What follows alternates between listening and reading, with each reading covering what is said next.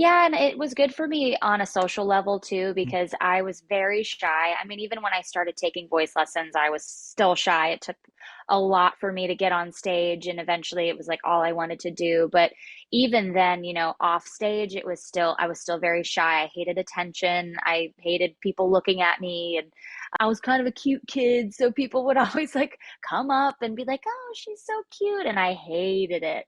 So it was good. It was a good thing for me to do, to even just like personality wise, to just get out of my shell a bit and yeah, open up to the world around me a bit. Nice. That's really cool.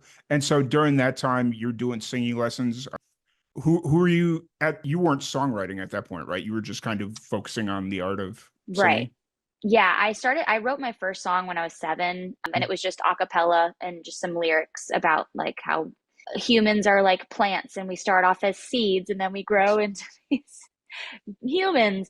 But yeah, it was all just like singing to like karaoke tracks, Okay. basically. Nice. That sounds like a very deep song. Like being like 7 years old, there's a lot of layers to that song.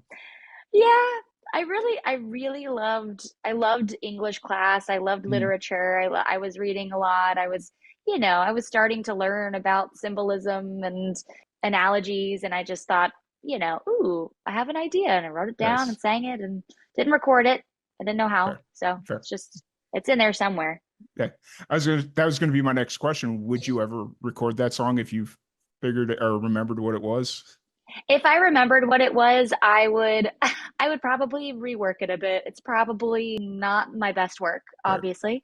But yeah, I would totally be down if I could remember something like that. Nice. I've thought about doing that with like before Hey Monday, before my Mm, like first band that got signed. I had a band called Blake, and we had some cool songs that we actually have demos to that I'm like, mm, man, I wonder if I should rework these. nice.